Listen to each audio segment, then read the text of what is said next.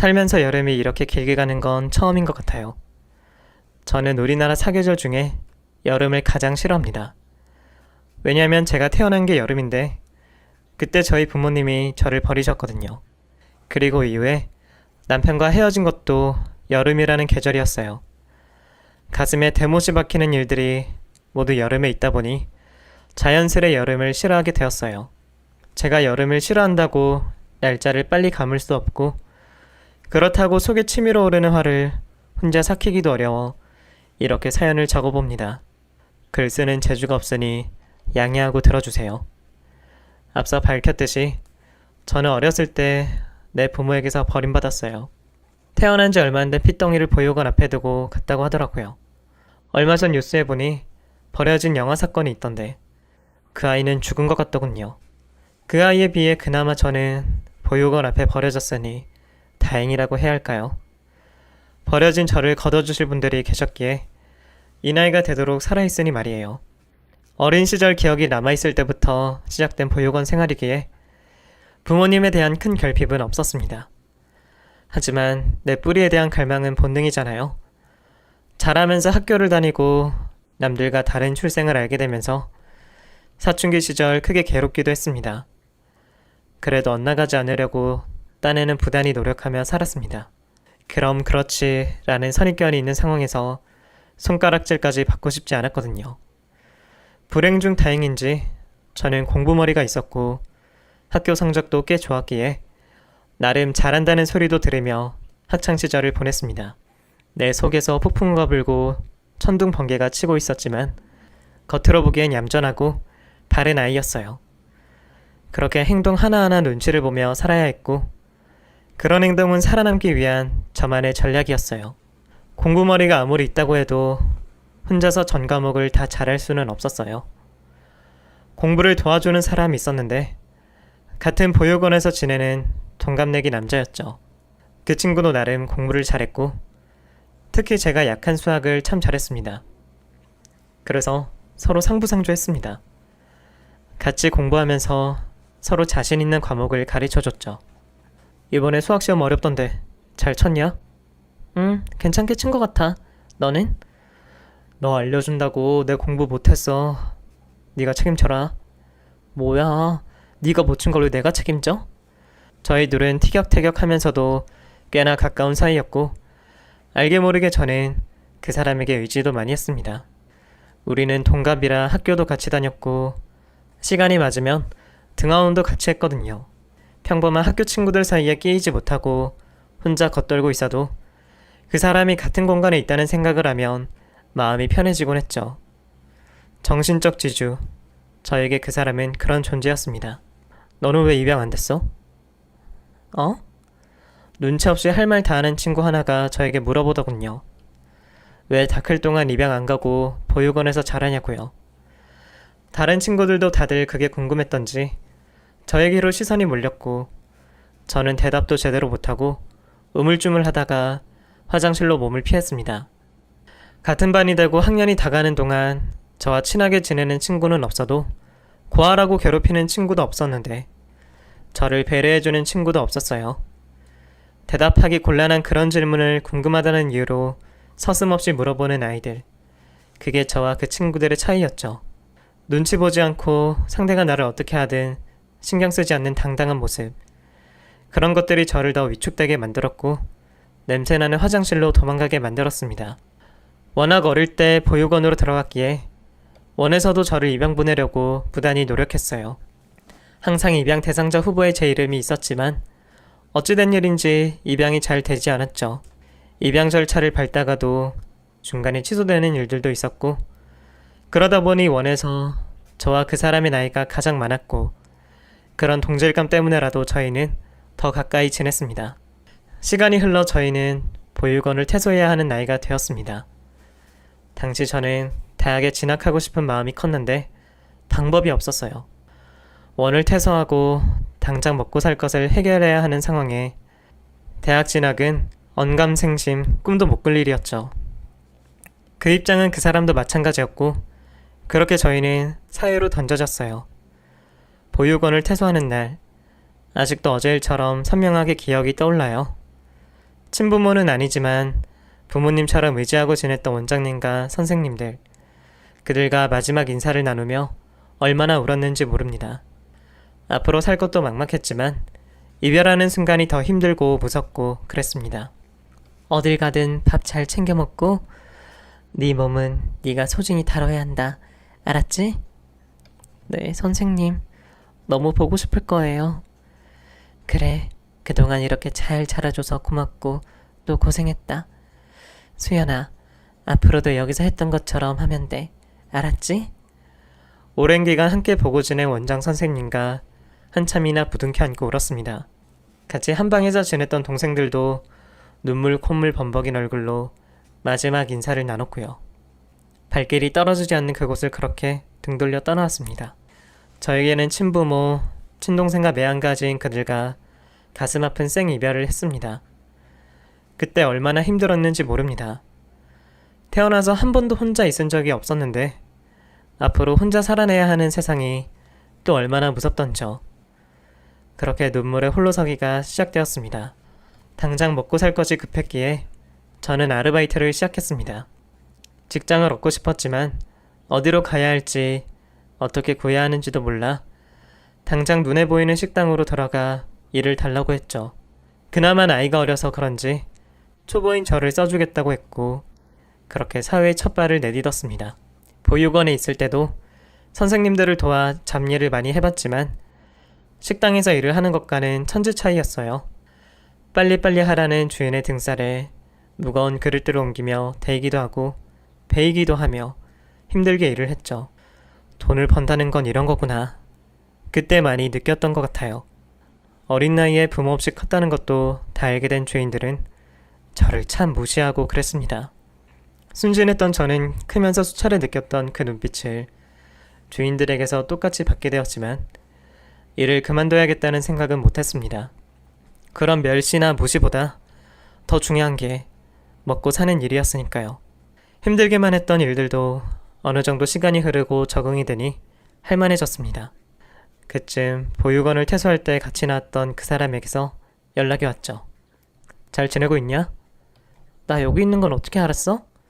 지나가다가 너 보이더라고. 보육원 동네랑 가까워서 멀리 못 갔구나 싶더라. 그랬구나. 너는 요즘 어떻게 지내? 그럭저럭.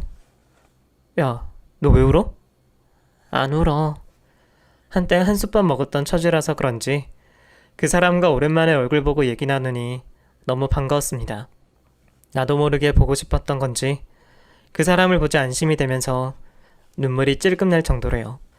그때는 하늘 아래 정보 칠 곳이 없으니 작은 옹기 하나라도 붙잡고 싶은 그런 심정이었던 것 같아요.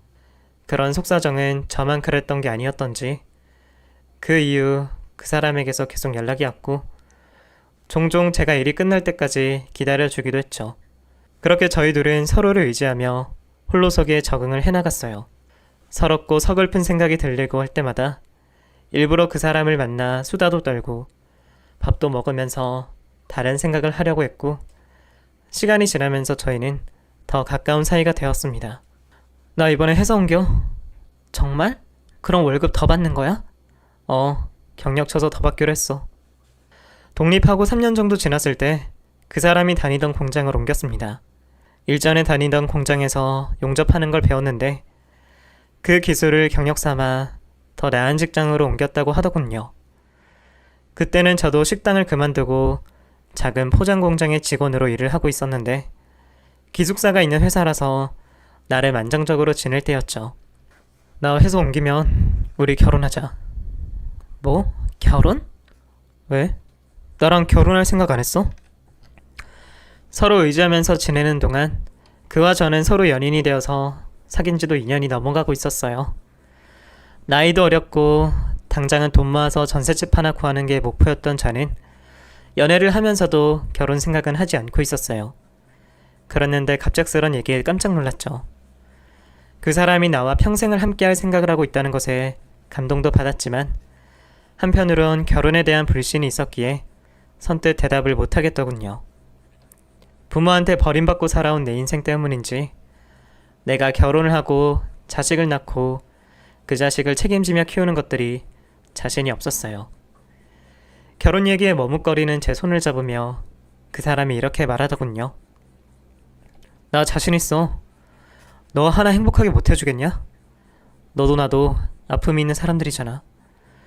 우리만큼 서로를 잘 아는 사람은 없어. 그러니까 내가 너 행복하게 해줄게. 책임질게. 결혼하자. 다정한 눈빛으로 저를 쳐다보며 자신 있다고 하는 그 사람의 말에 결국 저는 넘어갔고 우리는 결혼식을 올렸습니다. 말이 결혼식이지 남들처럼 호화롭게 한 것도 아니에요. 근처 교회를 찾아서 저희끼리 예복을 차려입고 겨우 실반지 하나씩 나눠 끼고는 결혼식이라고 하는 거죠. 그래도 그때 정말 행복했습니다. 드디어 제게도 가족이 생긴 거니까요. 평생을 외로움에 허덕였던 저에게 가족이 생겼다는 것은 말로 표현할 수 없을 정도로 큰 기쁨이었습니다. 그리고 그 기쁨은 그에게도 남다른 감정이었고요. 저희는 바퀴벌레처럼 서로를 챙겼고 서로밖에 없었어요.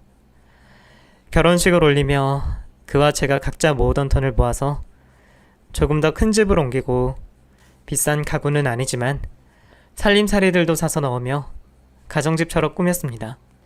어릴 적에도 하지 않았던 소꿉놀이를 하는 것처럼 마냥 재미있었어요. 그렇게 저의 신혼생활이 시작이 되었습니다. 결혼식을 올리고 몇 달 지났을 때 저에게 귀하고 귀한 아이가 찾아왔습니다. 전혀 생각지도 않았던 임신이라 얼마나 놀랐던지.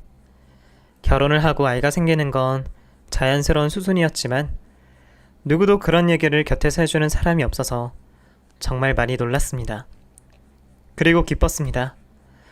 사랑하는 남편과 가정을 이룬 것만도 너무 행복한 일인데 거기다 소중한 아이까지. 그동안 저에게 오지 않았던 행복이 한꺼번에 오는 것 같았어요.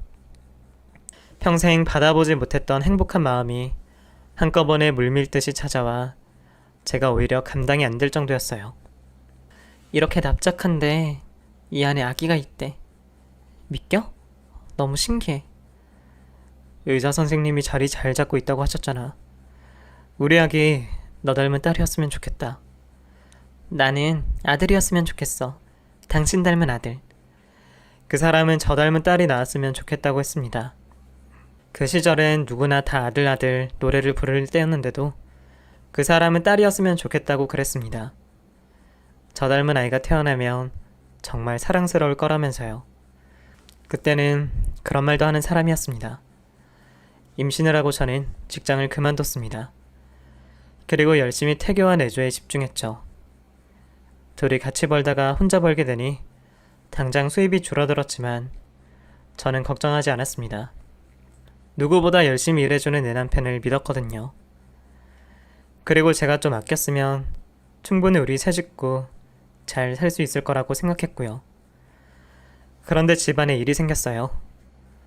남편이 아는 형님에게 돈을 빌려줬는데 그 사람이 갑자기 사라진 거예요. 잠적한 거죠. 아니 그 사람이 누군데 돈을 빌려줘. 대체 얼마나? 나도 이럴 줄은 꿈에도 몰랐지. 아 진짜 이 자식 어디서 찾지? 전세로 옮겨가려고 계속 모으던 돈이 있었어요. 당연히 제 퇴직금도 거기에 넣어놨고요. 통장은 남편이 관리를 하고 있었고 저는 당연히 은행에 돈이 잘 들어가 있을 거라고 생각했습니다. 그런데 그 돈을 다른 사람에게 빌려줬다는 거예요. 오부 이자 준대. 그래서 은행에 넣어두는 것보다 낫겠다 싶어서 빌려준 거야.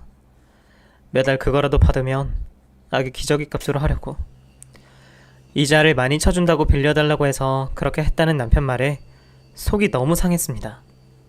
그 돈이 어떤 돈인데 아무것도 없는 상태에서 한 푼 두 푼 모으고 모아서 만든 목돈이었습니다.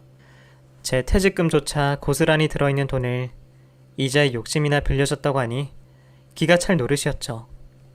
그렇다고 본인이 더 속상해하며 하루하루 술로 버티는 사람에게 계속 닥달할 수도 없고 경찰에 신고도 했지만 이 질 나쁜 형님이라는 작자가 잠적을 했으니 언제 잡을 수 있을지 기약이 없더군요.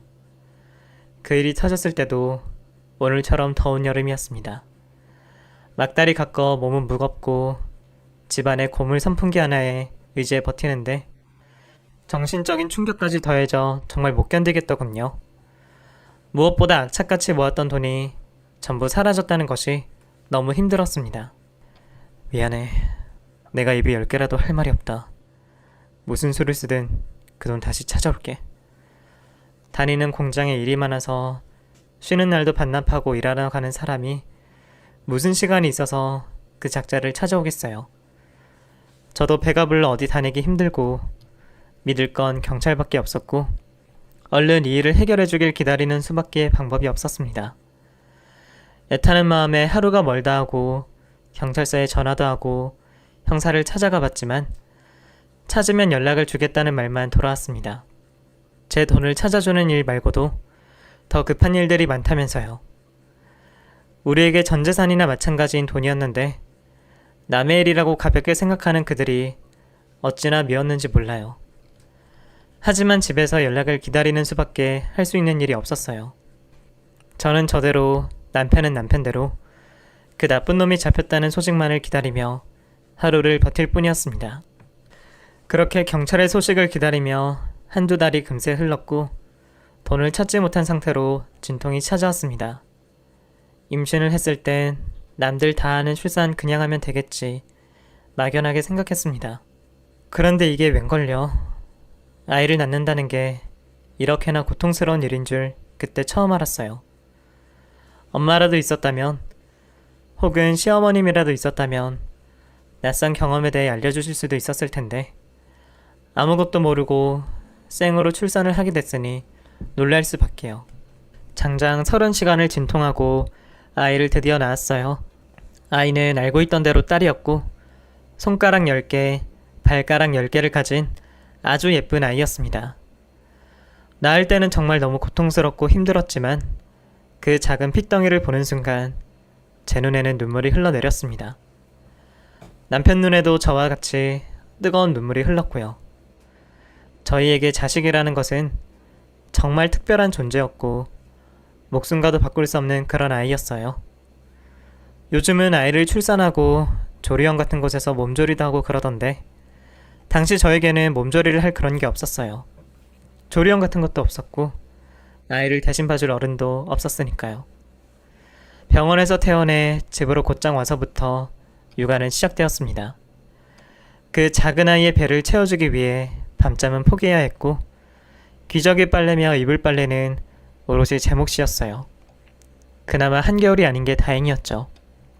잠도 못 자고 아이를 돌보는 시간이 계속되었지만 제 출생이 특이해서인지 저는 전혀 힘들지 않았어요. 예쁜 내 아기, 금이야 오기야 울음이 터질라 치면 그 울음을 멈추게 하겠다고 고군분투하며 아이를 키웠습니다. 그나마 그렇게 신경 쓸 곳이 있으니 잃어버린 돈 생각도 안 나고 오히려 더 좋더군요. 남편이 벌어다 주는 돈이 있으니 생활은 가능했기에 그나마 마음이 편할 수 있었어요. 제가 아이에게 온통 신경을 쓸 동안 남편인 그 사람은 여전히 표정이 어두웠어요. 얼른 돈을 찾아야 하는데 경찰에선 깜깜무소식이었고 들리는 말에는 그 작자가 여러 색의 돈을 등쳐먹고 해외로 밀항했다는 소리도 들리고 그랬거든요. 정황상 돈을 못 찾을 확률이 더 높았어요. 나 오늘부터 퇴근 후에도 일할 거야. 뭐? 지금 하는 일도 쉬는 날 없이 일하는데 무슨 일을 또 한다는 거야? 경찰 놈들 기다리고만 있을 수 없어. 이제 진아도 태어났는데 빨리 전셋집으로 옮겨야지. 언제까지 밑빠진 독에 물 붓게 할 순 없잖아. 밤에 일 좀 더 하면 돼. 마음고생 때문에 얼굴이 시커멓게 변한 남편을 보며 저는 말렸습니다. 이러다가 사람 잡겠다 싶더라고요. 매달 받아오는 월급이 있으니 그걸로 아껴서 생활하겠다고 했지만 이미 속이 뒤틀렸는지 제 말을 듣지 않았어요. 그때부터 남편은 밤에 일을 하러 나가기 시작했습니다. 밤 늦게까지 하는 술집에서 일을 한다고 했습니다. 또 아는 형님이 하는 가게였고 허드렛 일을 해주기로 했다고 힘든 일이 아니라고 하더군요. 매일 아침 6시 30분에 일어나서 출근 준비를 하는 사람이었는데 퇴근 후 아르바이트까지 하고 오면 밤 1시가 다 되는 시간에 집에 들어오고는 했습니다. 하루도 빠짐없이 그렇게 몇 달을 하는 사이 살이 쏙 다 빠져서 몰골이 형편 없어졌죠. 너무 애쓰지 마. 이러다가 당신 쓰러져. 애 안 쓰면 그러면 하늘에서 뭐 돈가방이라도 떨어진대? 너나 나나 의지할 데 없잖아. 그러니까 내가 이렇게 하는 거 아니야. 안 그래도 힘들어 죽겠는데 기운 빠지는 소리 할 거면 나한테 말 걸지 마. 여보. 몸이 힘들고 정신력이 떨어지니 남편도 예민해졌겠죠.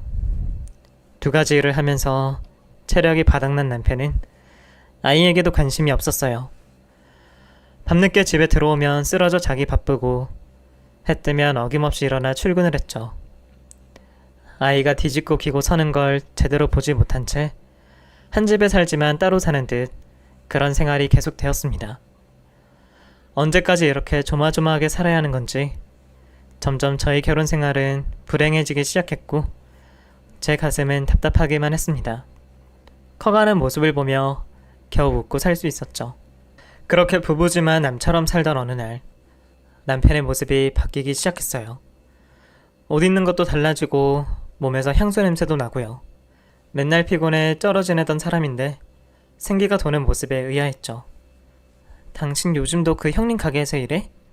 그럼 거기서 하지. 그래? 당신 뭔가 달라진 것 같은데? 달라지긴 뭐가 달라져. 봄이라서 나도 분위기 한번 바꿔보는 거지. 우리 집은 한번 안아보자. 우르르 까꿍. 이유는 알 수 없지만 뭔가 기분이 아주 좋아 보였어요. 육아에는 관심도 없던 사람이 아이도 안아주고 예뻐해주고요. 그리고 저에게 용돈도 척척 주며 필요한 거 사라고 하더군요. 웬 돈이야? 얼마 전에 생활비 받았는데? 이걸로 당신 옷이나 좀 사 입어.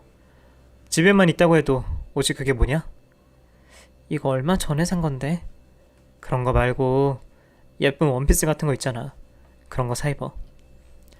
웬일로 제 옷차림을 지적하며 옷을 사라는 남편이었어요. 어디서 복권이라도 당첨된 건지 후하게 인심 쓰는 모습이 수상했지만 오랜만에 보는 밝은 모습에 저도 기분이 좋았습니다. 그 이후로도 남편의 수상한 모습은 계속되었어요. 술에 만취한 모습이 잦았고 못 보던 옷가지나 시계, 지갑들이 생겨났습니다. 백화점 명품 같은 거 잘 모르지만 딱 봐도 비싸 보이는 것들이었죠. 점점 제가 알고 있던 남편의 모습이 사라지는 것을 저는 불안하게 보고만 있었습니다.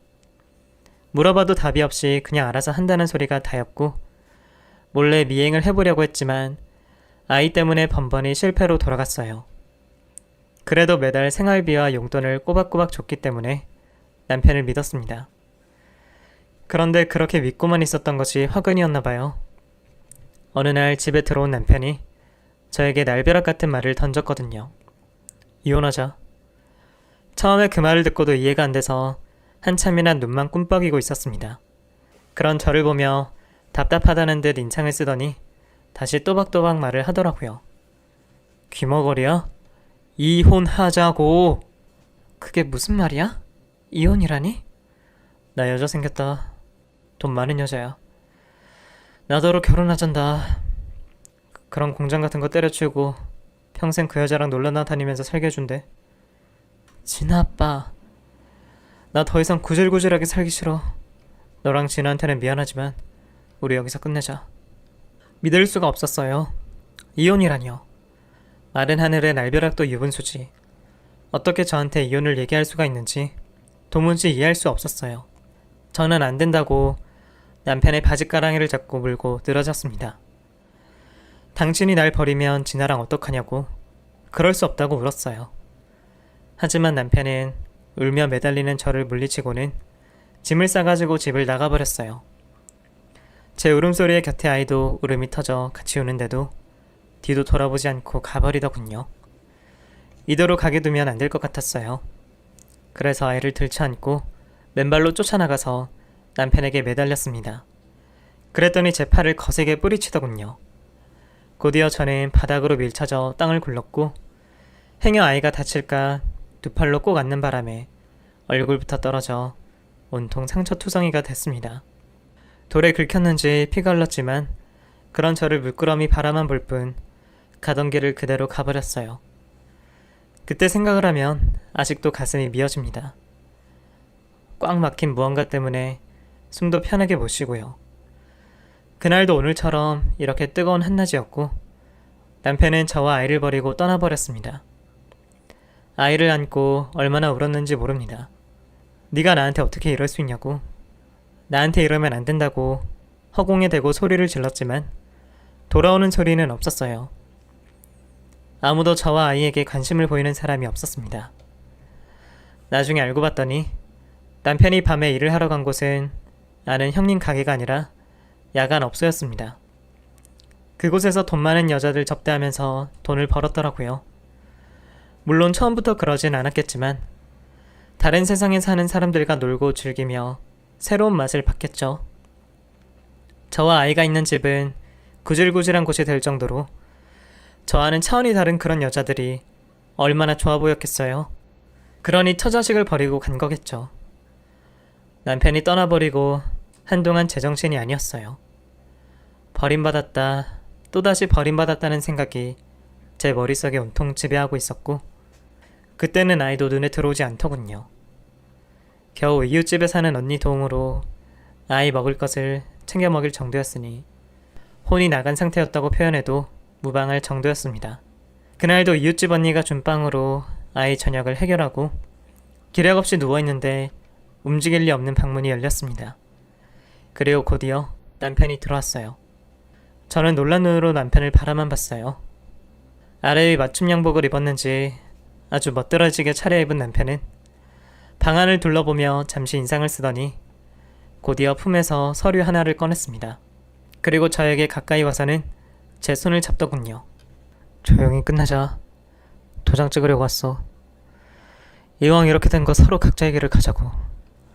그러면서 서류에 제 지장을 찍고는 두툼한 봉투를 하나 두고 가버렸습니다. 그 서류는 이혼 서류였고 봉투는 현금이 들어있더군요. 기어이 이혼을 하겠다는 거였죠.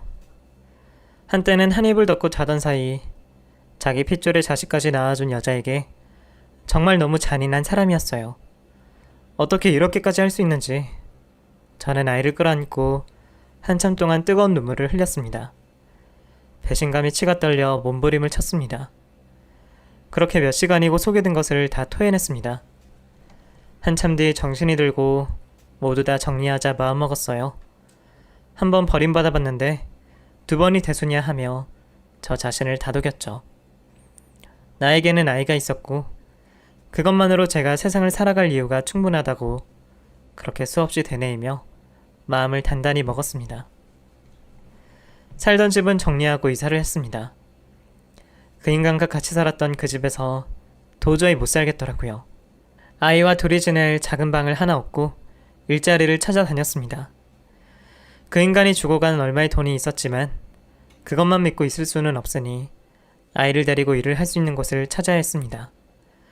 하지만 아이를 데리고 일을 할 만한 곳을 찾기란 쉽지 않았습니다. 어느 누가 돈 주고 부리는 사람 형편까지 봐주며 일을 시키겠어요. 딸린 아이를 보며 퇴짜를 놓기 일쑤였고 그나마 사정사정해서 겨우 구한 곳은 막창 손질을 하는 곳이었죠.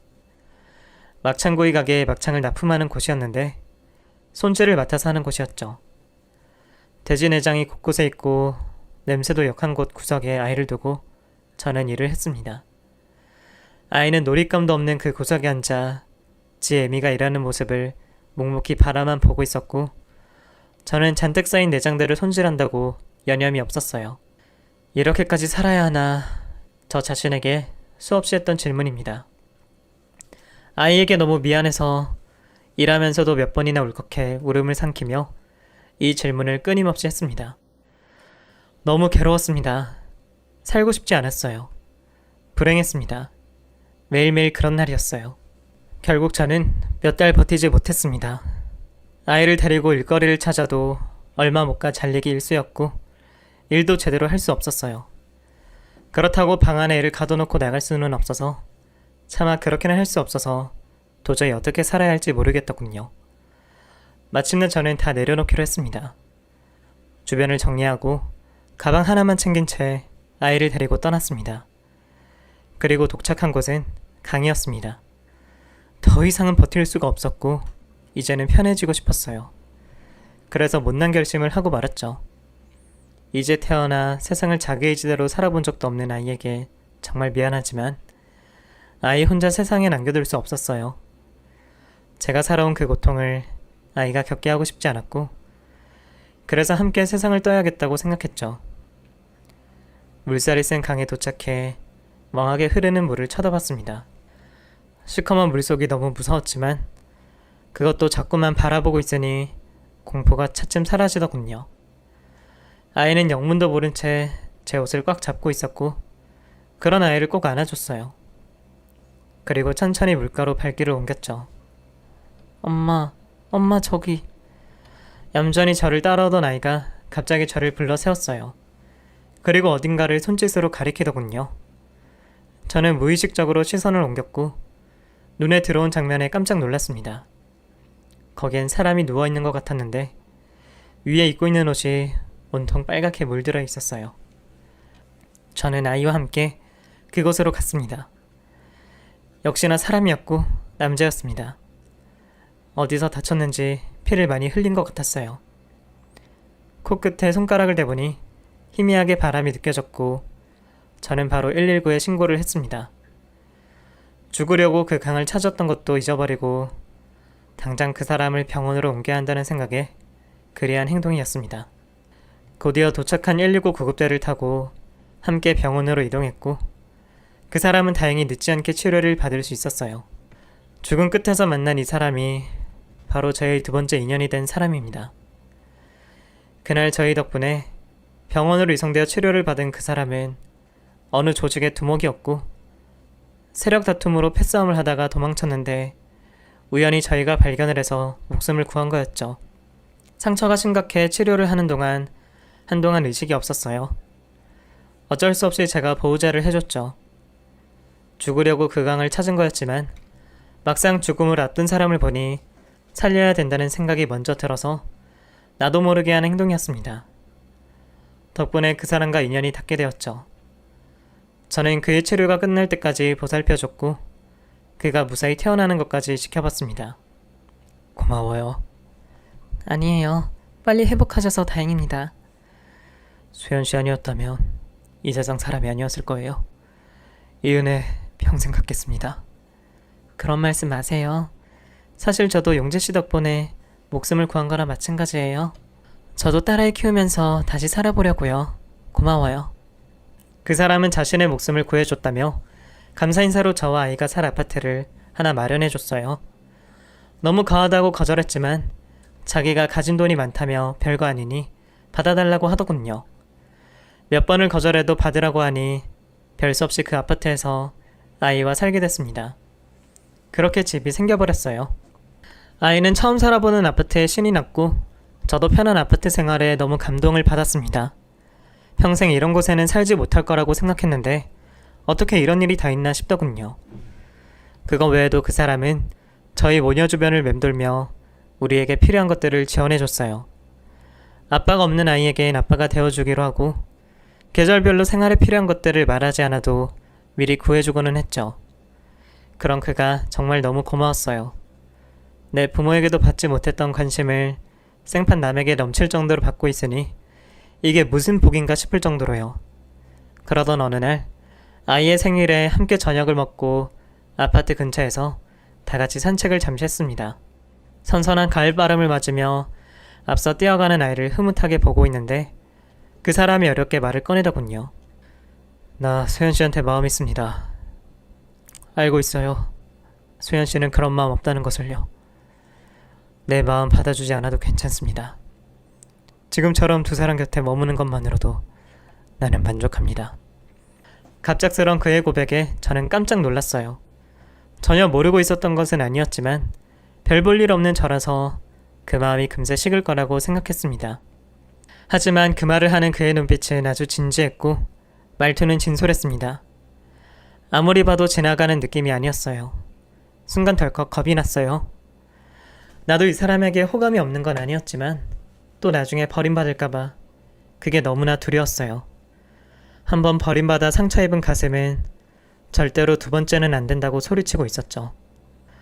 저는 그의 고백을 들은 뒤로 그와 거리를 뒀습니다. 아이를 보러 오면 제가 자리를 피하고 함께 뭘 하자고 해도 안 된다고 거절을 했죠. 그도 제가 왜 그러는지 눈치를 챘는지 그 이상 다가오지 않았고 그렇게 13년의 시간이 흘렀습니다.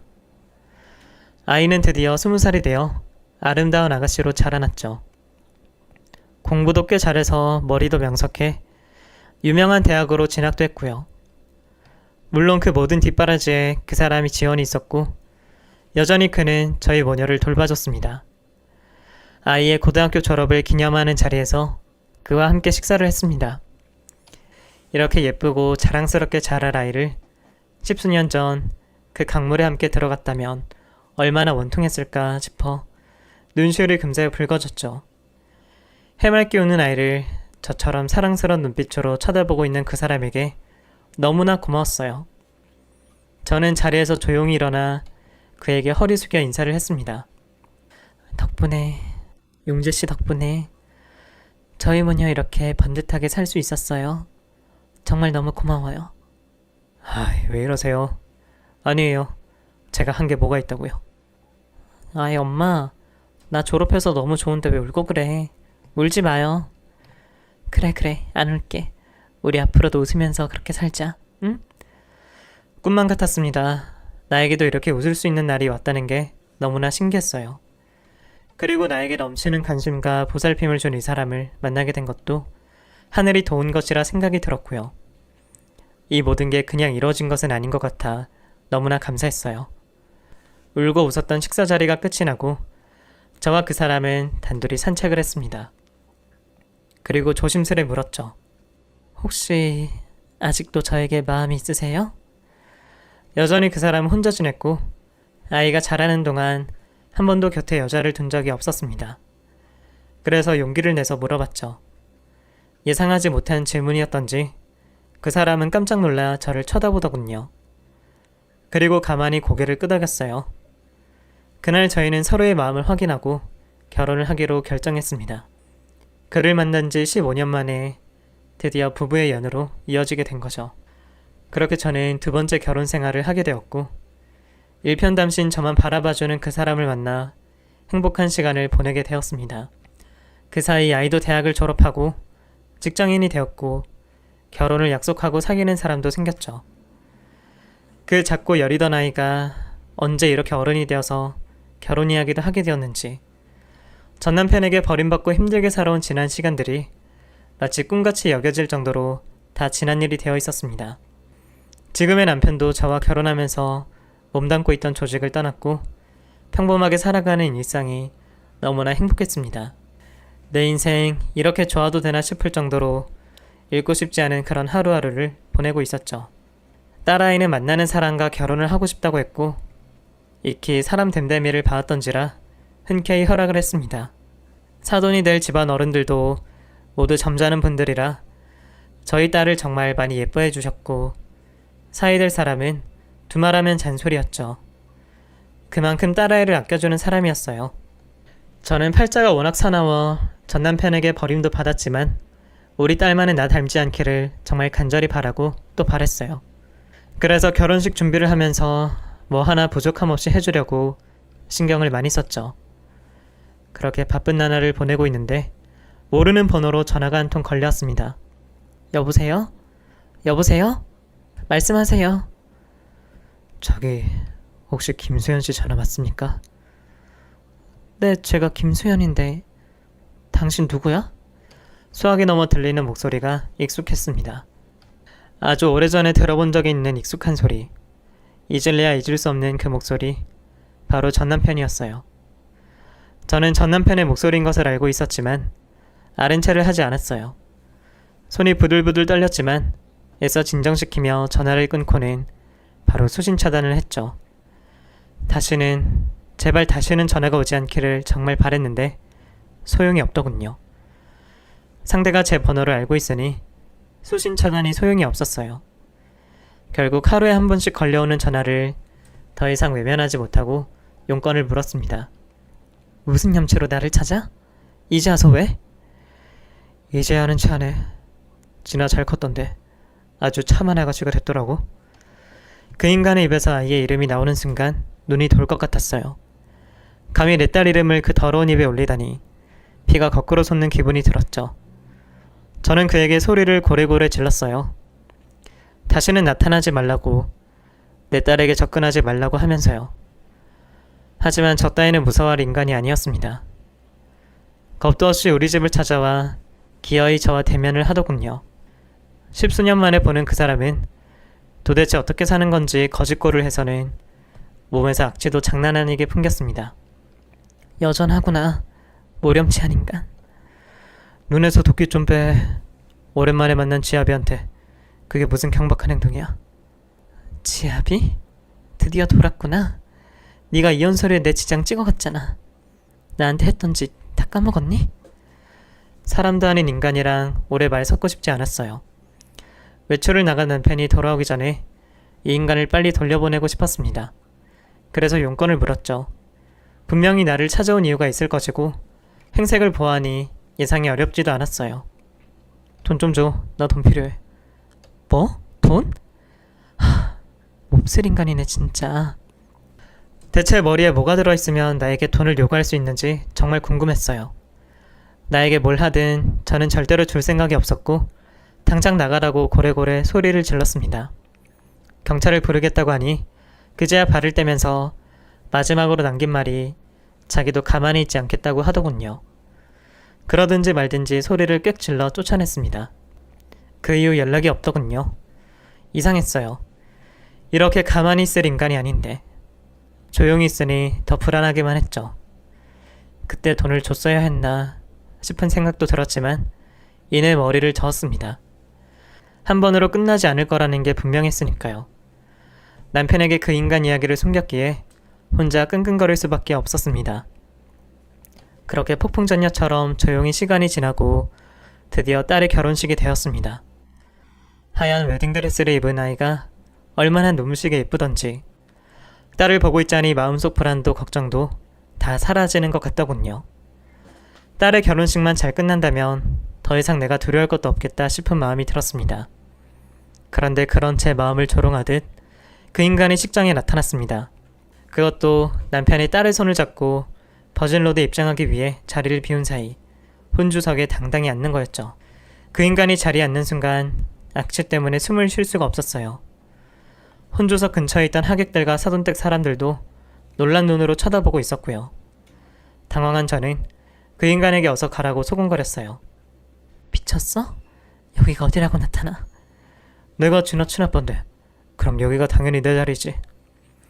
제가 아무리 밀어내도 꿈쩍도 않고 앉아있었고 실랑이를 하는 사이 사회자가 신부 입장을 알리는 소리가 들렸습니다. 어찌 해야 할지 눈앞이 캄캄해졌습니다. 숨도 제대로 쉴 수 없었어요. 드디어 남편과 딸이 나란히 버진로드에 섰고 곧이어 행진을 시작했습니다. 하객들의 박수 소리에 맞춰 둘은 환하게 웃으며 입장을 했습니다. 남편은 행진을 하면서 혼주석을 쳐다봤고 저와 그 인간을 차례대로 쳐다보더군요. 그리고는 안색 하나 바뀌지 않고 어딘가로 눈짓을 보냈습니다. 그 순간 덩치 좋은 남자 몇이 나타나선 그 인간을 식장 밖으로 데리고 나갔습니다.